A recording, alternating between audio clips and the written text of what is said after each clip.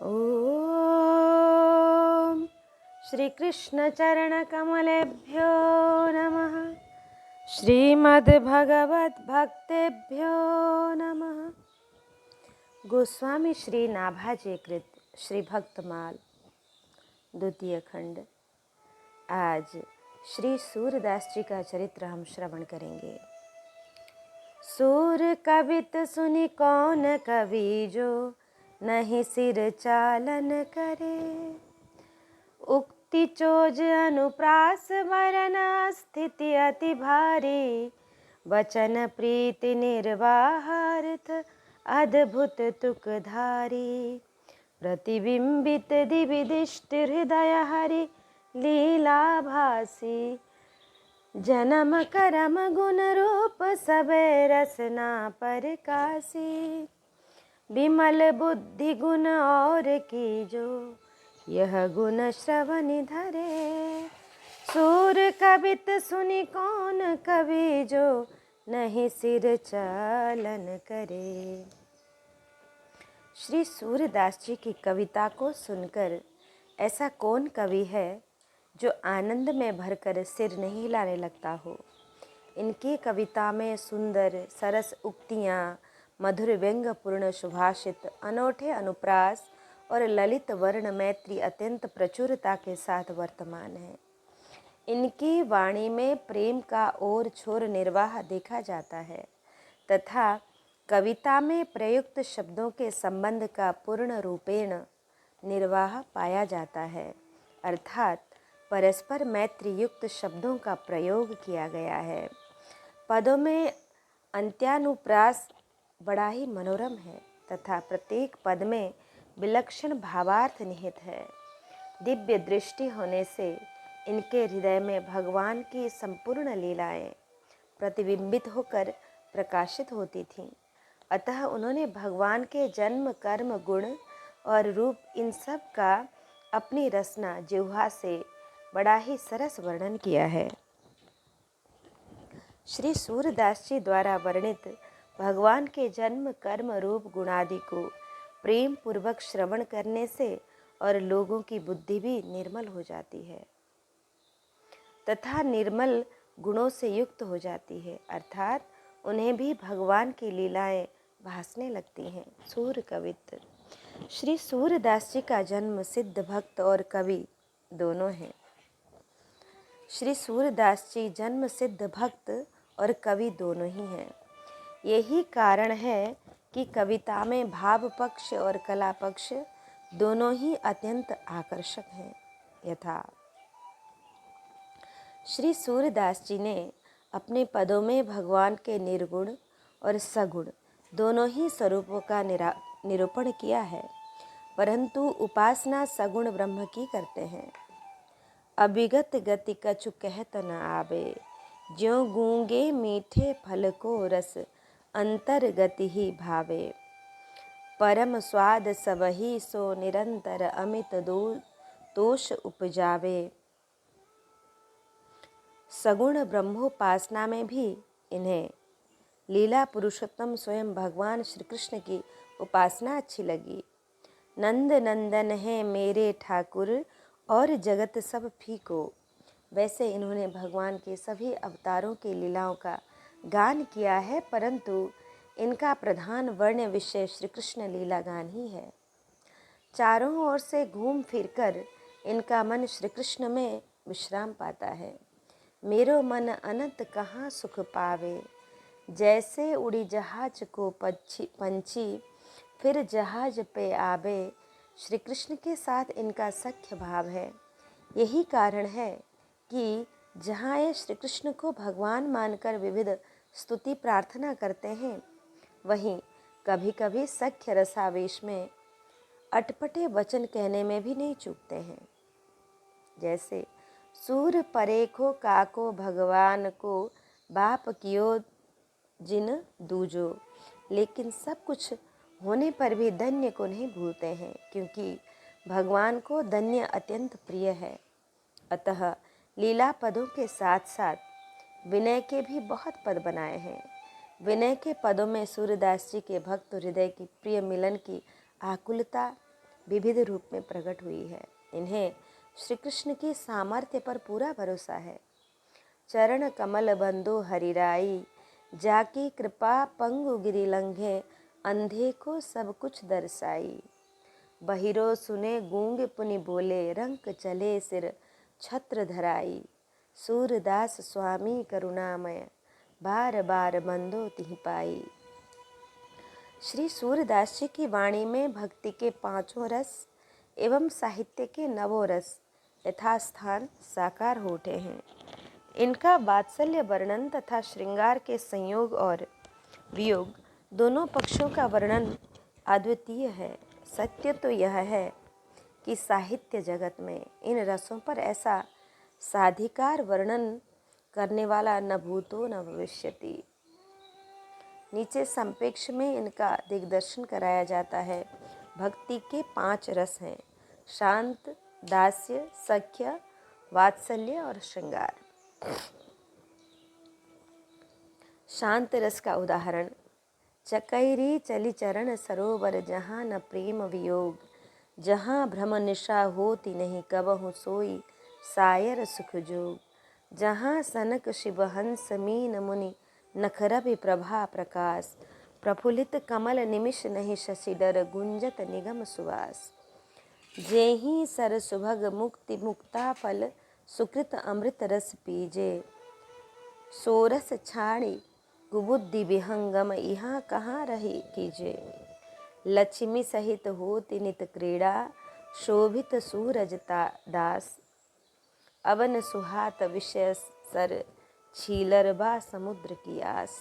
दास्य रस: जो हम भले बुरे तो तेरे, तुम्ही हमारी लाज बड़ाई, बिनती सुनी प्रभु मेरे, सब तज तुम शरणागत आयो, दृढ़ करी चरण गहेरे।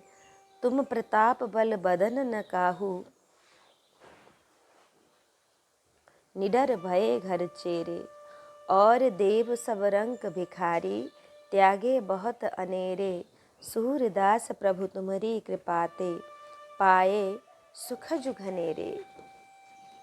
यह सख्य रस: आज हूँ एक करी टरी हो, के हम ही के तुम ही माधो, अपुन भरोसे लरी हो तो पतित सात पीढ़ी को, पतित हुए निस्तरी हो।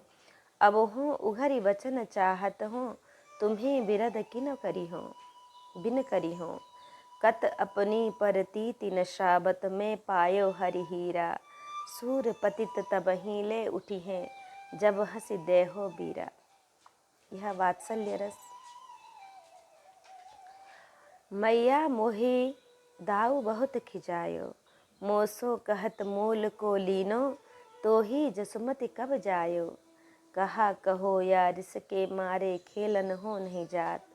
पुनि पुनि कहत कौन तब माता, कोहे तुम्हरो तात। गोरे नंद जसोदा गोरी, तुम कत श्याम शरीर।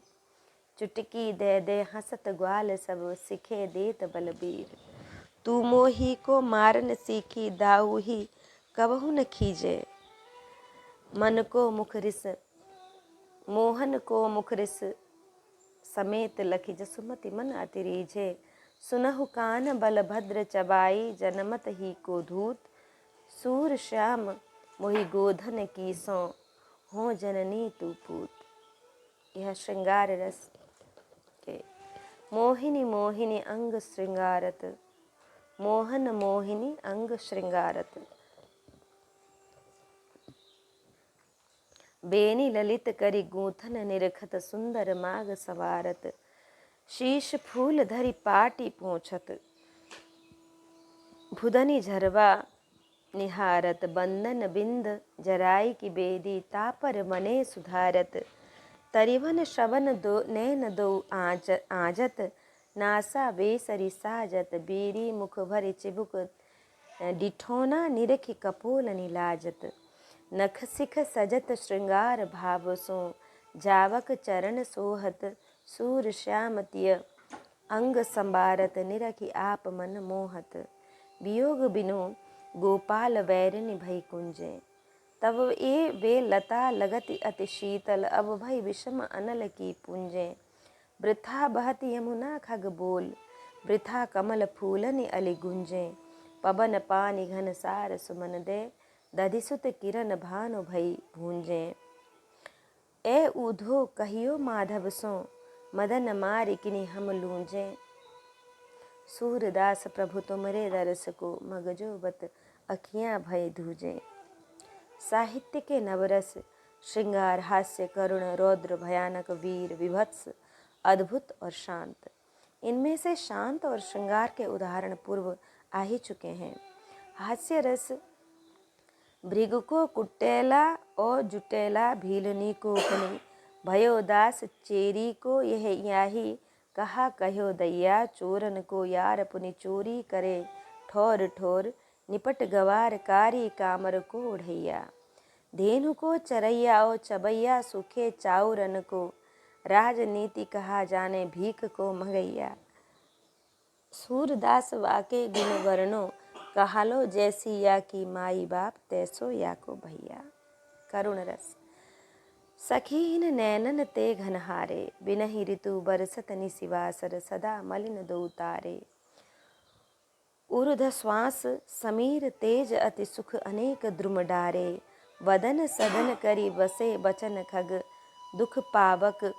दुख पावस के मारे, ढुरी ढुरी बूंद परत कंचुकी, पर मिली अंजन सोकारे। मानो परन कुटी शिव कीनी, बिबि मूरति धरि न्यारे, सुमिरि सुमिरि गरजत जल छाड़त, अंशु सलिल के धारे। बूढ़त ब्रजहि सूर को राख, बिन गिरिवर धर प्यारे। यह रौद्र रस, गोविंद कोपी चक्र कर लीन्हो, छाड़ी आपनो प्रण यादव पतिजन को, भायो कीनो रथ ते उतरि अवनि आतुर, हुए चले चरण अति धाय। मनुशंकित भूभार उतारन, चलत भय अकुलाए, कछुक अंग ते उड़त पीत पट, उन्नत बाहु विशाल, श्वेत स्रोत तनु शोभा कन छवि, घनवर शत जनुजा लाल। सूर सुभुजा समेत सुदर्शन, देखि विरंचि भ्रम्यो, मानो आन सृष्टि करिवे को, अम्बुज नाव भयो। वीर रस, आज जो हरिहीन शस्त्र गहाऊं, तो लाजो गंगा जननी को, शंतनु सुत न कहाऊं। स्यानंद खंडी महारथ, खंडो कपिध्वज सहित डुलाऊं। इति न करो शपथ मोही, हरि की क्षत्रिय गति ही न पाऊं।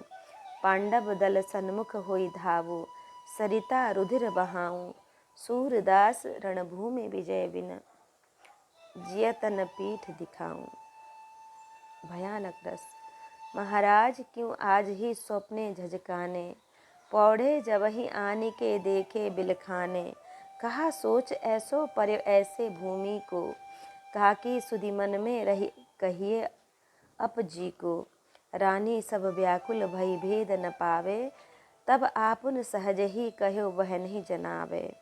सावधान करी पौरिया प्रतिहार जगायो, सूर त्रास बल श्याम के नहीं पलक लगायो। विभत्स रस, गहिन हिरन कश्यप को, चीरो फारी उदर तब रुधिर नहीं हो।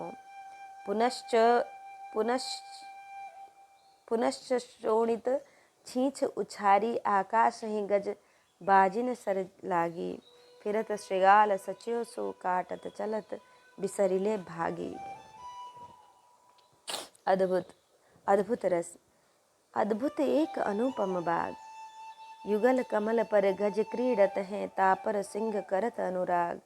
हरिपर सरबर सरपस पर, हरिपर सरबर सर पर गिरिवर, गिरि पर फूले कंज पराग। रुचित कपोत बसेता ऊपर, ऊपर अमृत फल लाग। फल पर पुहुप, पुहुप पर पल्लव, तापर शुकपिक मृग मदकान काज। खंजन धनुष चंद्रमा ऊपर, ता ऊपर एक मणिधर नाग। अंग अंग प्रति और छवि, उपमा ताको करत न त्याग। सूरदास पियहु सुधारन, मानो अधरनी के बड़भाग। इस प्रकार हम देखते हैं कि श्री सूरदास जी के पदों में पदे पदे रसात्मकता एवं भावुकता की सफल अभिव्यंजना है। कला पक्ष श्री सूरदास जी ने अपनी रचनाएं विशेषकर ब्रजभाषा में की हैं, परंतु आवश्यकता पड़ने पर अन्य भाषा जैसे संस्कृत, अरबी, फारसी, अवधी, पंजाबी, गुजराती, प्रचलित ठेठ, अपभ्रंश आदि का भी निसंकोच प्रयोग किया है। कविता विशेषकर माधुर्य एवं प्रसाद गुण से युक्त है। जहाँ तहाँ रूढ़ोक्तियों, मुहावरों, कहावतों के सफल प्रयोग से कविता अत्यंत ही चमत्कृत हो उठती है।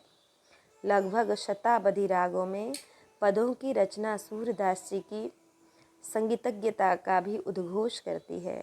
उन्होंने अपनी संपूर्ण रचना गेय पदों में की है। वर्णन शैली बड़ी ही सरल, सरस, भावपूर्ण, प्रवाहपूर्ण एवं माधुर्यमयी है। इनके पदों में कहीं कहीं कूट के पद भी पाए जाते हैं, जो निश्चय ही विद्वानों के लिए एक चुनौती है तथा इनकी लोकोत्तर प्रतिभा के प्रतिपादक हैं। जैसे कहत कश परदेसी की बात, मंदिर अरध अवधि बदी हमसो हरि आहार टरी जात, शशि रिपु बरस सूर रिपु युगबर, हरि रिपु किए फिरे घात, मग पंचम ले गए श्याम घन ताते जिय कुलात, नखत वेद ग्रह जोरी अर्ध करी, बनि आवे सोई खात, सूरदास प्रभु तुम्हारे मिलन को कर मीडत पछितात।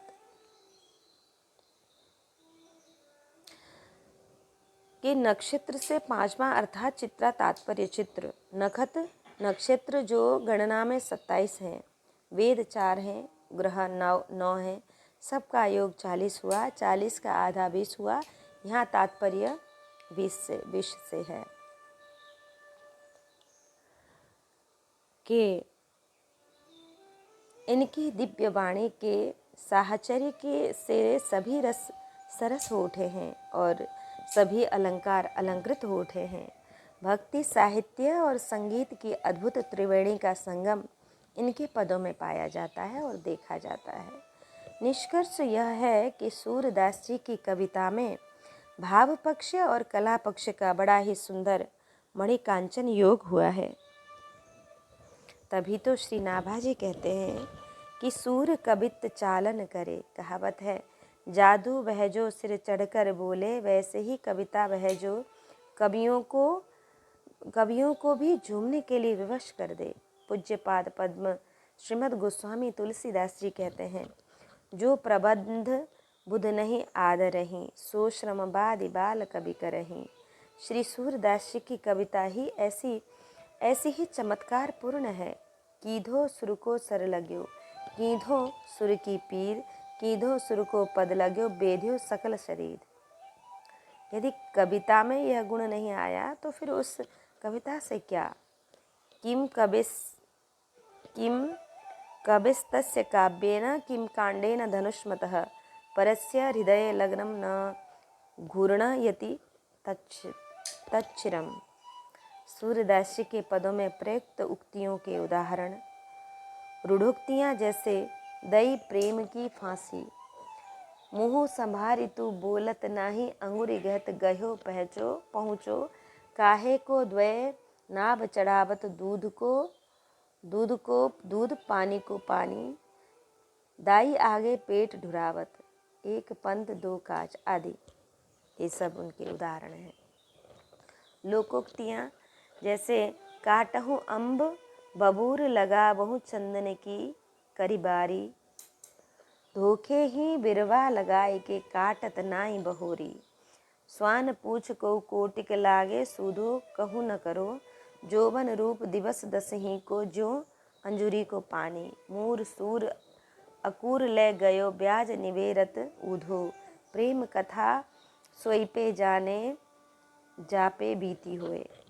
अर्थ करो पंडित अरुज्ञानी, रवि के अंत दधि सूत के आगम, द्वैषट चारि अधिक छवि बानी, नहीं ब्रज बनिता नहीं सुर बनिता, नहीं राधा सहचरी यह जानी, नहीं नर नारी भरम जनी भूलो, ब्रह्मा सृष्टि में यह न उपानी। सारंग सुत सारंग चक्षु दीने सारंग सुता देखि बिकलानी बिलखानी। कनक सहोदर वश करि लीने सूर गुढ़ी जन गुढ़ निज संतन जानी। जन्म जन्म जब अनुप्रास जन्म जन्म जब जब जिहि जिहि जुग जुग जहाँ जहाँ जन जाई। तहाँ तहाँ हरिचरण कमल रति जो दृग होई रहाई। अटल शक्ति अविनाश अधिक बल एक अनादि अनूप। आदि अव्यक्त अंबिका पूरण अखिल लोक लब रूप। वर्ण मैत्री शब्द मैत्री पद लालित्य प्रेम प्रवाह संपूर्ण पदों में एक रस वर्तमान है।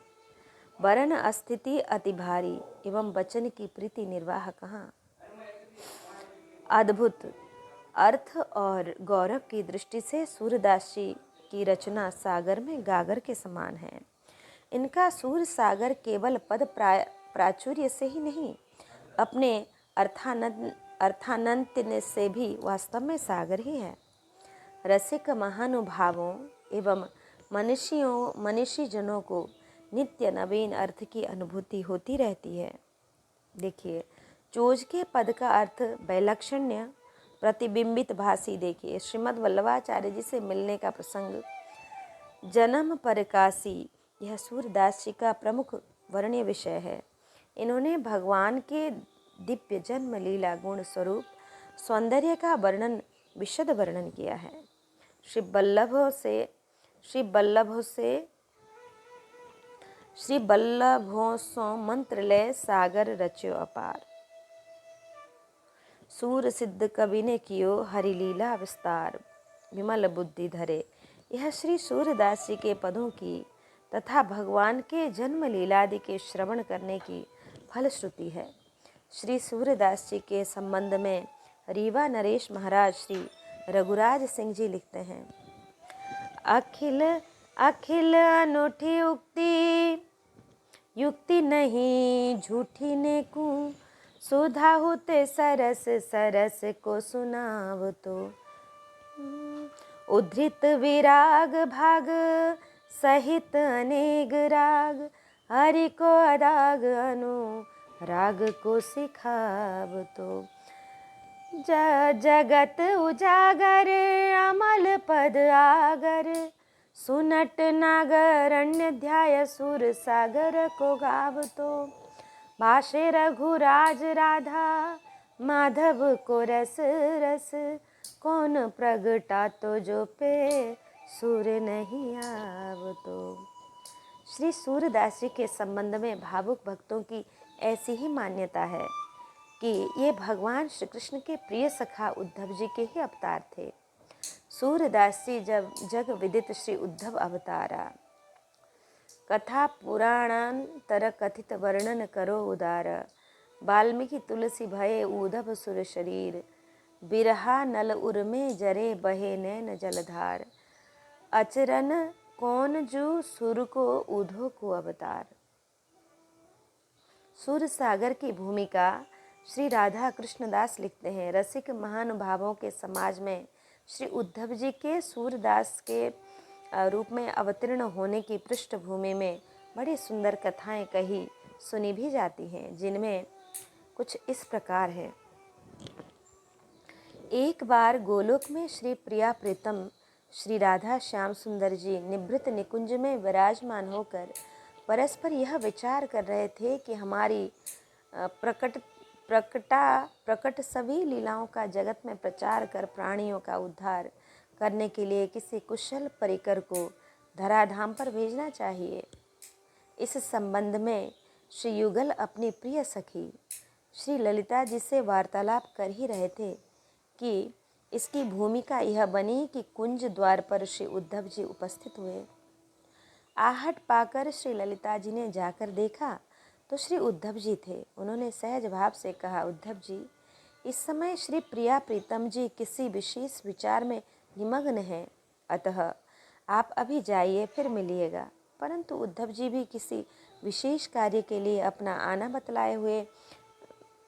बतलाए हुए श्री ललिता जी की बातों पर ध्यान न देते हुए हठपूर्वक अंदर जाने लगे।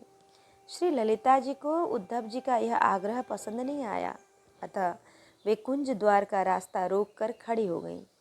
श्री उद्धव जी को अपनी यह अवज्ञा असह्य हो गई और उन्होंने कुपित होकर शाप दे दिया कि तू पृथ्वी तल पर चली जा और यवन के घर तेरा पालन पोषण हो। श्री ललिता जी पर भी इस शाप की कठोर प्रतिक्रिया हुई। वे बोली, मूढ़, तू भी पृथ्वी तल पर जन्म लेकर अंधा होकर विचर। इस प्रकार श्री प्रिया प्रीतम जिस कार्य के लिए शुभ चिंतवन कर रहे थे वह सहज ही संपन्न हो गया और श्री उद्धव जी ने श्री सूरदास जी के रूप में अवतार लिया। यह अष्ट सखा भक्तमाल में वर्णन है। दूसरा कि जिस समय श्री उद्धव जी भगवान श्री कृष्ण के कहने से गोपियों को समझाने के लिए गए थे ब्रज में, उस समय वे एक दिन किसी निकुंज की ओर बिना किसी से पूछे चल पड़े। सहसा वहाँ श्री ललिता जी आ गईं और उनको उधर जाने से रोक दिया। उससे उद्धव जी को बड़ा दुख हुआ और उन्होंने श्री ललिता जी को शाप दे दिया। श्री ललिता जी ने भी उद्धव को शाप दिया। यह सतकथांग में वर्णन है। शाप का प्रसंग पूर्ववत ही है। और तीसरा कि ऐसा भी कहते हैं कि एक बार श्री उद्धव जी सखा श्याम सुंदर से मिलने के लिए आए हुए थे। तब श्री उद्धव जी को बड़ी जोर की प्यास लगी, अतः वे निकुंज भवन में जाकर एक पात्र में जल लेकर पीने ही जा रहे थे कि इतने में श्री ललिता जी आ गईं और बोली, उद्धव जी, पात्र झूठा है, उसमें जल मत पीना। श्री उद्धव जी को रोष आ गया और बोले, तुमने झूठे जलपात्र को बिना धोए यूं ही रखकर यवनों का सा कार्य किया है, अतः मृत्युलोक में जन्म लेकर यवन के घर निवास करो। श्री ललिता जी भी रुष्ट होकर बोली कि मैं किसी अन्य कार्य की त्वरा में पात्र बिना शुद्ध किए ही रखकर चली गई थी। कुछ मैंने जानबूझकर अन्य कार्य की त्वरा में पात्र बिना शुद्ध किए चली गई थी। मैंने जानबूझकर प्रमाद किया हो सो तो बात है नहीं, परंतु आपको तो देख लेना चाहिए था कि पात्र झूठे स्थल पर रखा है। आपने भी तो अंधों का सा कार्य किया है, अतः आप भी अंधे होकर मर्त्य लोक में जन्म लो। श्री हरि इच्छा से प्रेरित होकर एक दूसरे को श्राप देकर अंत में ही दोनों ही रोते हुए श्री ठाकुर जी के पास पहुँचे। परिस्थिति से अवगत होने पर प्रभु ने कहा, जब तुम दोनों का मिलन होगा तो शाप छूट जाएगा, फिर मेरे समीप चले आना। आगे चलकर ऐसा ही हुआ। श्री सूरदास जी का दर्शन श्री ललिता जी तो तुरंत तन त्याग कर प्रभु की नित्य लीला में जा मिली, परंतु सूरदास जी भगवान का गुण गाने की लालसा से बहुत काल तक शरीर धारण किए ही रहे। फिर भगवान ने इन्हें बुला ही लिया। गोकुल में रास होत राधा जू ने मान किन्हो, हरि मान मोरी वे को उद्धवे पठायो है। जाने गरु मान कहो ने कसु कटुक वैन, दिन वृष भानु सुता शाप कोप जायो है। धारिये मनुज तनु तारिये जगत जाया, सकल सुनाए जो रास रस भायो है। भने रघुराई सोई उद्धव अवनी में, आए रसिक शिरोमणि सो सुर कहवायो है। श्री ब्रजगोपियों के प्रेम को देखकर महामुग्ध श्री उद्धव जी के मन में यह कामना हुई थी कि मैं पुनः जन्म लेकर इन महाभागवती ब्रजांगनाओं के प्रेम विलास का वर्णन करूं। अतः उन्होंने श्री सूरदास जी के रूप में जन्म लेकर अपनी उस वांछा को पूर्ण किया। यह सुबासना उद्धव के तब रही आए ब्रज एक बार कब, गोपिन को अनूप अनुरागा हरि लीला जो ब्रज सब जागा। सो रस नाते वर्णन करहूँ बर संतोष हिये पर धरहूँ, किन्हें यही वासना काहीं उद्धव प्रगट भये कलि माहि, सूरते संत शिरोमणि, बिरचे 1.25 पद को गुणी। नेत्रहीन होने के कारण बताते हैं कि महाघोर कलिकाल महा, जन्म लेब दुख दूर, दृग विकार गुणी, याहिते सूरदास भय सूर। श्री सूरदास जी का प्रादुर्भाव विषम संवत 1535 वैशाख शुक्ल 5 मंगलवार को दिल्ली के समीप सीही गांव में, जहां जन्मे जय जी ने नाग यज्ञ किया था, परम अकिंचन सारस्वत ब्राह्मण कुल में हुआ था। इनके माता पिता, इनका नाम तो पता ही नहीं है, अज्ञात है। किन्हीं किन्हीं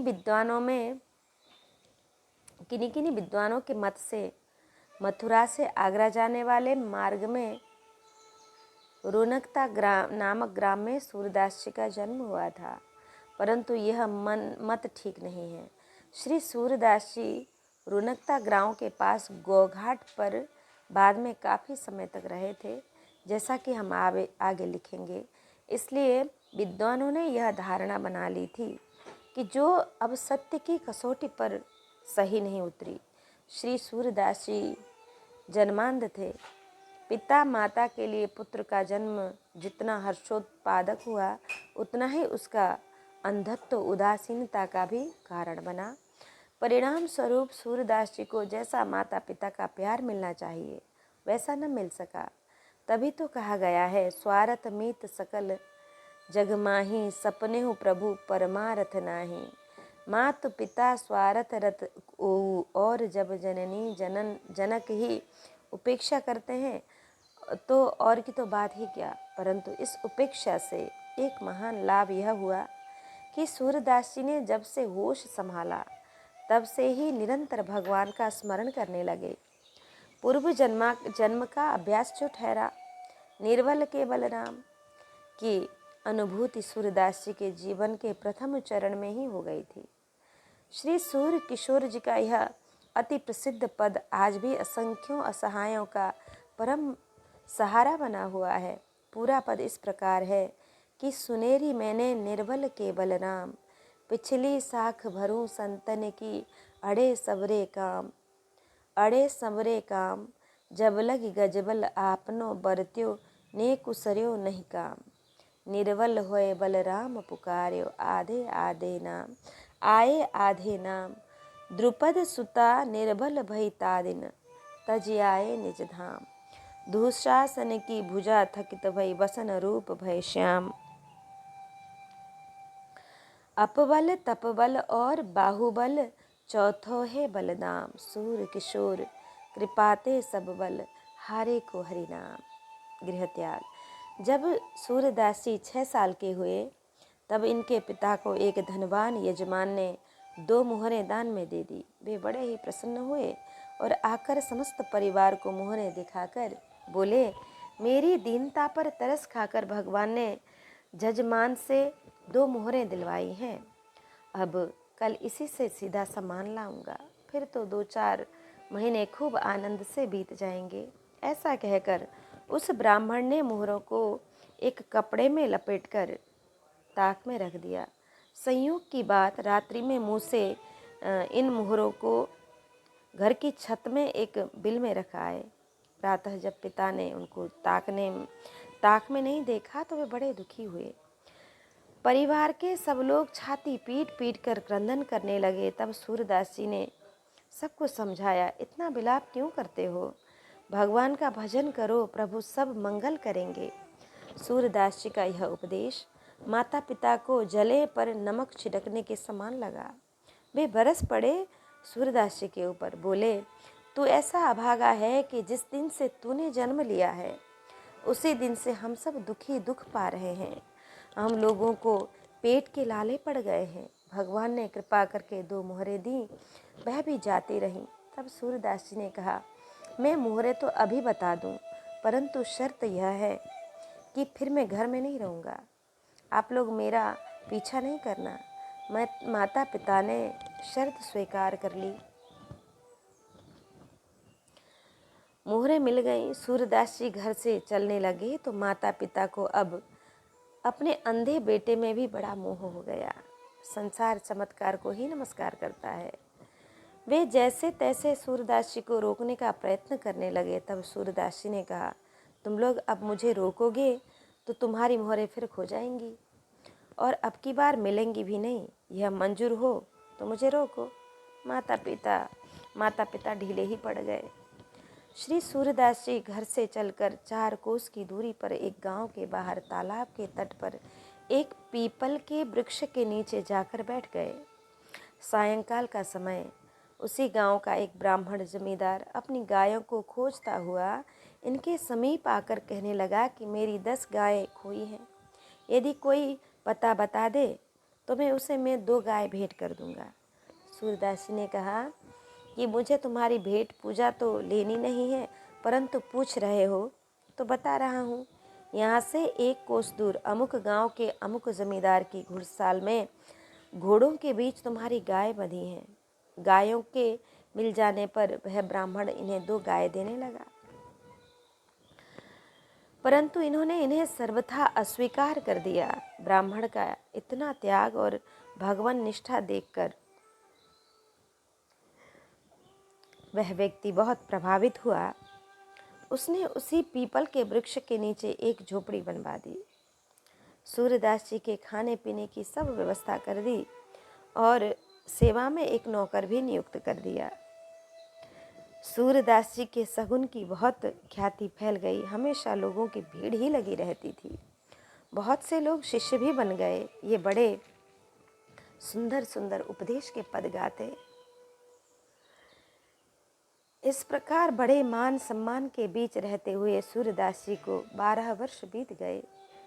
एक दिन रात्रि में सहसा सूरदास जी के मन में विचार आया कि आए थे हरि भजने को, ओटन लगे कपास। देखो तो हमारी मूढ़ता की। मैंने भगवान से मिलने के लिए घर छोड़ा और यहाँ आकर मान प्रतिष्ठा में पड़कर अपने लक्ष्य को ही भूल गया। फिर तो ये सब कुछ त्याग कर केवल एक वस्त्र मात्र शरीर पर धारण कर वहाँ से चल पड़े और कुछ दिन मथुरा में विश्राम घाट पर रहकर फिर वहाँ से भी चलकर रुनकता गांव के निकट यमुना तट पर स्थित गौघाट नामक स्थान पर रहने लगे। श्री सूरदास जी के सुंदर गान, सगुन विचार और भगवत भक्ति से आकृष्ट होकर यहाँ पर भी बहुत से लोगों ने इनका शिष्यत्व ग्रहण कर लिया। ये जन समाज में स्वामी जी कहे जाने लगे। जिन दिनों श्री सूर ने गौघाट पर अपना निवास बनाया, उसी काल में श्रीमद् वल्लभाचार्य जी महाप्रभु के भक्ति मार्ग की धूम सर्वत्र फैली हुई थी। दक्षिण के शास्त्रार्थ में विजय के कारण सभी उनका लोहा मानते थे।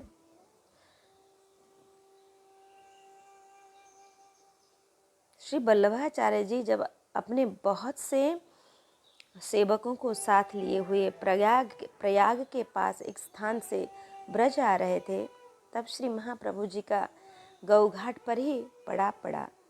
सब लोग श्री यमुना स्नान करके नित्य कृत्य से निवृत्त होकर रसोई बनाने में लग गए। एक सेवक ने श्री सूरदास जी को यह सब वृत्तांत सुनाया तो वे श्रीमद् वल्लभाचार्य महाप्रभु जी के दर्शन की इच्छा प्रकट करते हुए बोले कि जब श्री आचार्य जी भोजन करके सुखपूर्वक सावकाश विराजमान हो, तब मुझे उनके पास लिवा ले चलना। सेवक ने ऐसा ही किया। सूरदास जी अपने बहुत से सेवकों के साथ आकर श्रीमद् वल्लभाचार्य जी के चरणों में साष्टांग दंडवत प्रणाम कर हाथ जोड़कर सामने बैठ गए। महाप्रभु जी सुन चुके थे कि सूरदास पद बढ़िया गाते हैं, अतः आज्ञा की कि सूरदास जी कुछ भगवान का यश तो गाओ। तब इन्होंने यह पद गाया। हरि हों सब पति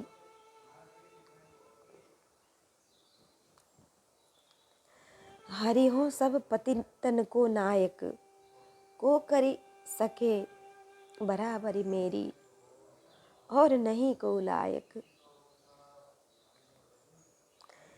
जैसी अजामिल को दीनों सो पाटी लिखी पाऊँ, तो विश्वास होई मन मेरे औरों पतित बुलाऊं। यह मार्ग चौगुनो चलाऊं, तो पुरो व्यापारी बचन बाहले चलो, गांठी दे पाऊं सुख अति भारी। पतित उदाहरण नाम सुनियो जब, शरण गही तकी दौर। अब के तो अपनी ले आयो, बेर बहर की ओर। होड़ा होड़ी मन ही भावते, किए पाप भरी पेटी। सभे पतित पाइन तर ठारो ढारो, इहे हमारी भेंट। बहुत भरोसो जानि तुम्हारो, अग कीनो भरी भांडो। लीजे बेग निवेर तुरंत ही, सुर पतितन को डांटो।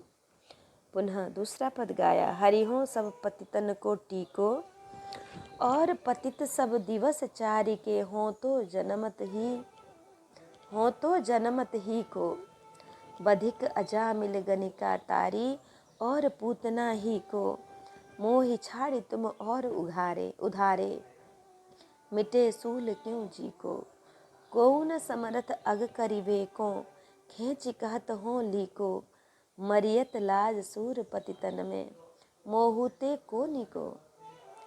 यह सुनकर श्री महाप्रभु जी ने कहा, अरे तुम तो सूर अर्थात भजन करने में वीर हो, फिर क्यों इतना घिघियाते हो, दीन बन रहे हो। श्री हरि की लीला गान करो।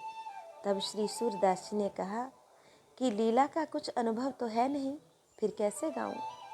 श्री महाप्रभु जी ने विचार किया कि यदि इनकी प्रतिभा के साथ दिव्य दृष्टि का संयोग हो जाए तो ये खूब लीला पद गाएंगे। तब ये बोले, श्री यमुना स्नान कर मेरे समीप आवो, हम लीला का अनुभव करा देंगे। श्री सूरदास जी तत्काल स्नान कर श्री आचार्य चरण में उपस्थित हुए। श्री महाप्रभु जी ने विधि पूर्वक अष्टाक्षर मंत्र की दीक्षा देकर ब्रह्म संबंध कराया। तत्पश्चात श्रीमद् भागवत दसम स्कंद की अनुक्रमणिका सुनाई। श्री गुरु कृपा से सूरदास जी के हृदय में प्रेम लक्षणा भक्ति का संचार होते ही भगवान की समस्त लीलाएं स्फुरित होने लगीं।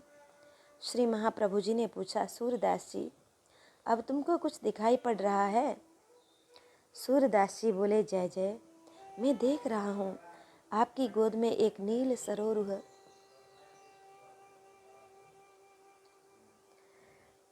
श्याम बालक बैठा है।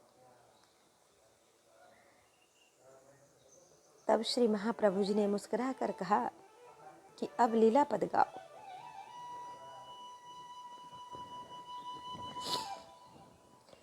फिर तो श्री सूरदास जी ने प्रथम चकैरी चली प्रेम सरोवर, जहाँ न प्रेम वियोग, यह पद गाकर तदुपरांत ब्रज भयो महर के पूत, जब यह बात सुनी बधाई का यह पद गाया। इस पद में श्री कृष्ण जन्म समय पर भये नंदोत्सव का ऐसा सांगोपांग वर्णन किया कि महाप्रभु जी सुनकर प्रसन्न होकर बोले, सूरदास तुमने तो ऐसा कीर्तन किया मानो यह नंद लय के निकट से लीला अवलोकन कर रहे हों। इसके बाद आचार्य प्रभु ने इन्हें 3 दिवस गौघाट पर रुककर सुबोधिनी और पुरुषोत्तम सहस्त्र नाम सुनाया, जिससे इन्हें संपूर्ण भागवत के रहस्य का परिज्ञात हो गया। सूर सागर में सूरदास जी ने भागवत के 12 स्कंदों का तात्पर्य तथा क्वचिदन्योपि प्रसंग भी वर्णन किया। श्रीमद् वल्लभाचार्य जी ने सूरदास जी को भी साथ लेकर ब्रज को प्रस्थान किया। सर्वप्रथम महाप्रभु जी गोकुल आए और कृपा करके सूरदास जी को दिव्य गोकुल का दर्शन कराया। सूरदास जी ने श्री गोकुल को साष्टांग दंडवत प्रणाम किया। प्रणाम करते ही गोकुल की समस्त लीलाएं हृदय में स्फुरित होने लगी। तब इन्होंने यह पद गाया, शोभित कर नवनीत लिए, घुटुरुन चलत रेनु तनु मंडित मुख दधि लेप किए। चारु कपोल लोल लोचन गोरोचन तिलक किए। लट लट कानि मनोत्तम मधुपम मधुगन मादक मधु ही पिए। कडुला कंठ ब्रज के हरि नख राजत रुचि रहिए। धन्य सूर एको पल नहीं, इहीं सुख का सत कल्प जिए। इसके अतिरिक्त और भी बहुत से बाल लीलाओं के पद इन्होंने गाए। इनके पदों पर प्रसन्न होकर श्री महाप्रभु जी ने इनको ठाकुर श्री श्रीनाथ जी का कीर्तन सेवा में रखने का निश्चय किया और इन्हें लेकर फिर गोवर्धन आए। श्री श्रीनाथ जी का दर्शन कर सूरदास जी ने यह पद गाया, अब हूँ नाचो बहुत गोपाल, काम क्रोध को पहिरी चोलना, कंठ विषम की माल, महामोह को नूपुर बाजत, निंदा शब्द रसाल, भ्रम भोयो मन भयो पखावज, चलत कुसंगत चाल, तृष्णा नाद करति घट भीतर, नाना विधि दे ताल, माया को कटि फेंटा बांध्यो, लोभ तिलक दियो भाल, कोटिक कला कांच दिखराई, जलथल सुधि नहीं काल, सूरदास की सबे अविद्या दूरी करो नंदलाल। श्री सूरदास जी के इस धन्य से द्रवित होकर महाप्रभु जी ने कहा, सूरदास जी, तुम्हारी तो जन्म जन्म की अविद्या को श्री श्रीनाथ जी ने पहले ही हर लिया, तभी तो प्रभु के दर्शन हुए।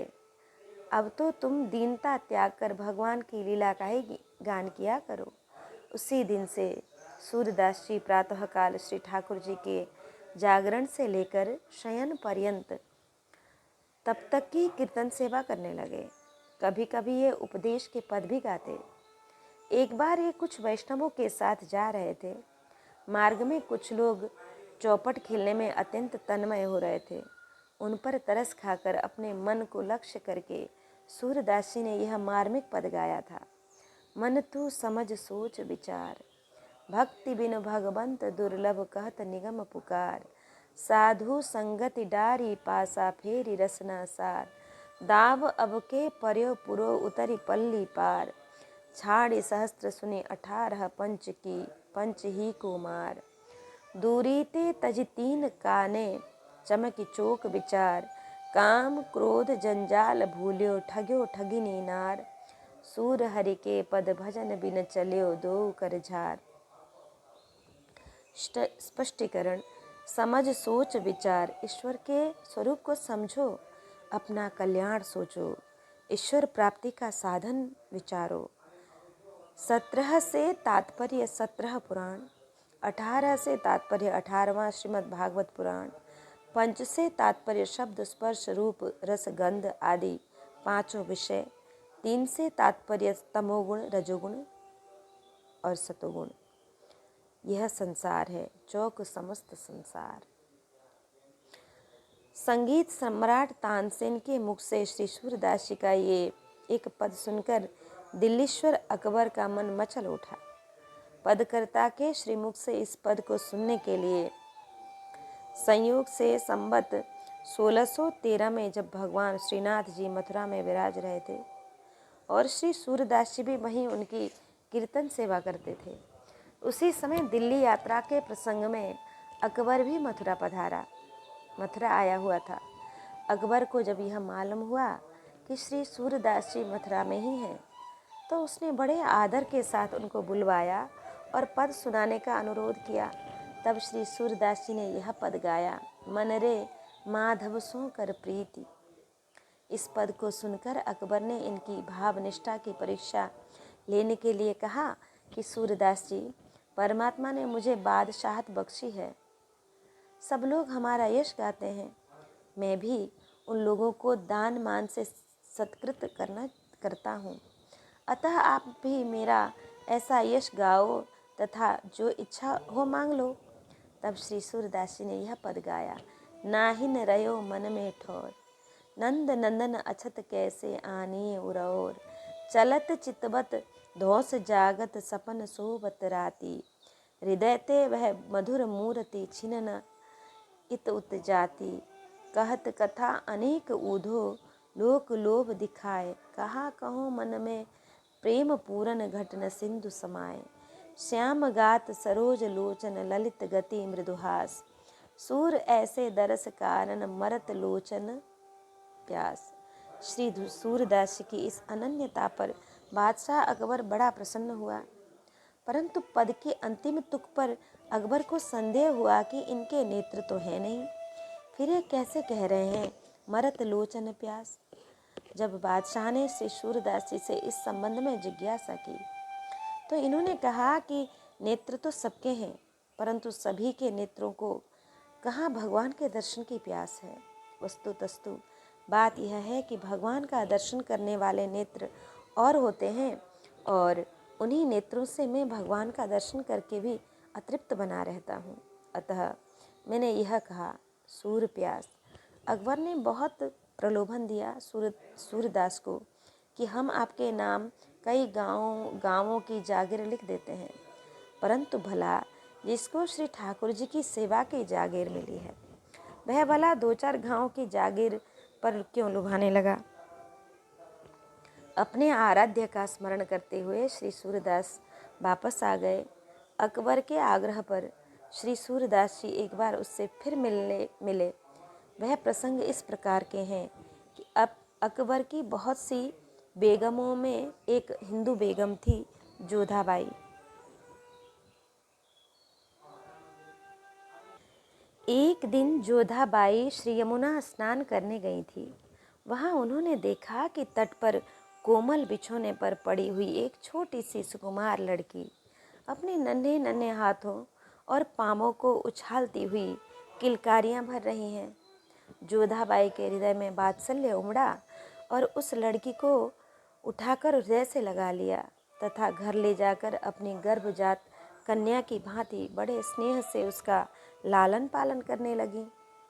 जब लड़की 11 वर्ष की हो गई तब जोधाबाई ने एक दिन देखा कि वह उनकी श्रृंगार पेटी खोल रही है। जोधाबाई छिप कर देखने लगी कि देखूं वह क्या करती है।